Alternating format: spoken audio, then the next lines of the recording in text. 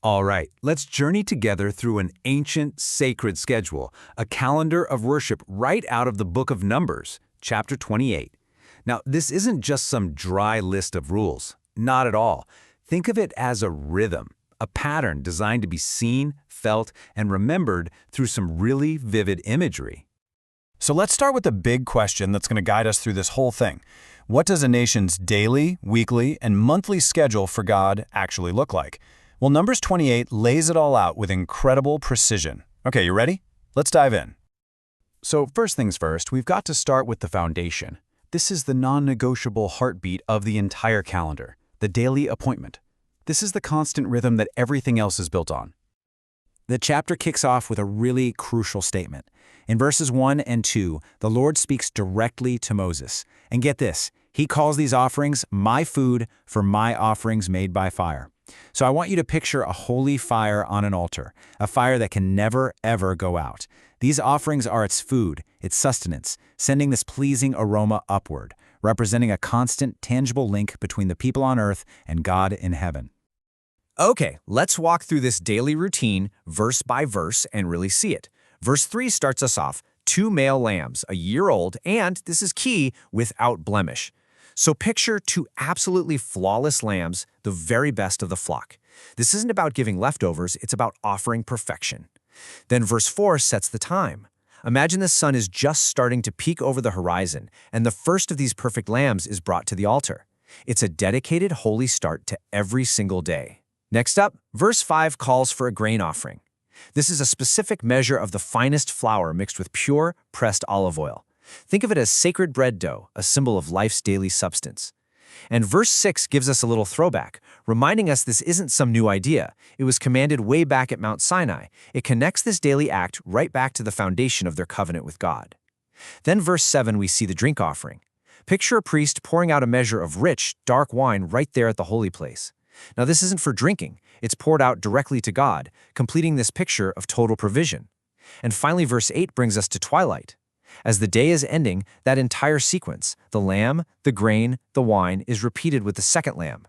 The day is literally bracketed, beginning and ending in this constant rhythmic act of devotion. Okay, so what happens on the Sabbath?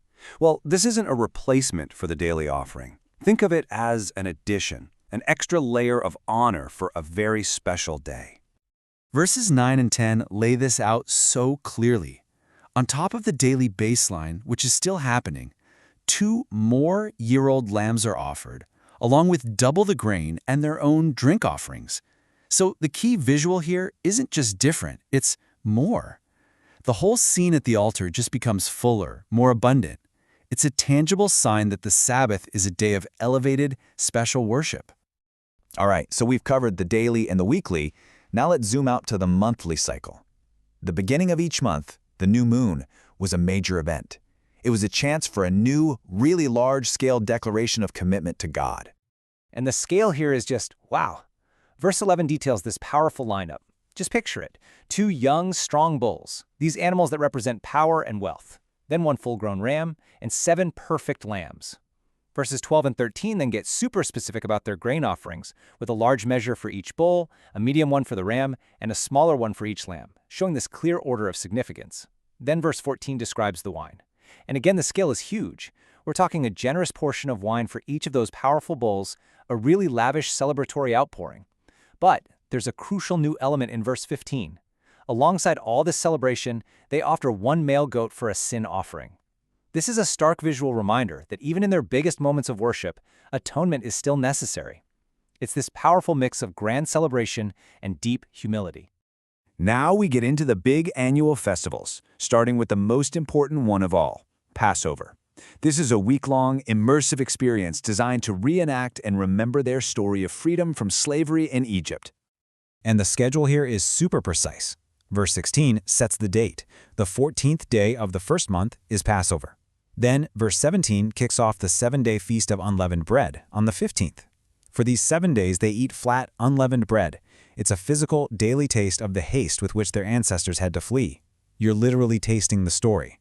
Verse 18 marks that first day as a holy convocation, which means it's a sacred assembly where all regular work stops. And then, as verse 25 tells us, the seventh and final day is another holy convocation, bookending this entire week of remembrance. So what about the offerings during this huge week? Well, verses 19 through 22 lay out the package, and I want you to look closely at this. It's 2 young bulls, 1 ram, 7-year-old lambs, and 1 goat for a sin offering. Now, does that package look familiar to you? It absolutely should, because as verses 23 and 24 clarify, this entire set is offered every single day for 7 days, and it's the exact same formula as the New Moon Festival. This is intentional. It's a pattern, a core set of offerings designed to be locked into memory. Next up in the calendar is the Feast of Weeks, which you might also know as the Day of First Fruits. This was a really joyful festival, all about celebrating the beginning of the wheat harvest and thanking God for His incredible provision. Okay, hang on. Before we even look at the details for this feast, I want you to pause. We're looking for that pattern again. This rhythm is exactly how an ancient, complex schedule was made unforgettable. You ready to spot it? And there it is. You guessed it. Verse 26 sets the scene. It's the Day of First Fruits, when a new grain offering from the fresh harvest is presented. Then, verses 27 through 30 describe the burnt offerings that go with it. And it's our powerful combination, once again, 2 young bulls, 1 ram, 7-year-old lambs, and that 1 goat for atonement. Verse 31 gives the final command. They all have to be without blemish and presented with their drink offerings. All of this on top of the regular daily offering that never stops. The pattern is the key. The major festivals share a core sacrificial formula, making the sacred calendar memorable and manageable. So we've walked through this intricate calendar of daily, weekly, monthly, and annual worship. It was an exact, demanding, and totally unforgettable rhythm, which, leaves us with a final thought to chew on. What does this incredible level of detail, this constant, patterned, daily attention, teach us about the very nature of devotion itself?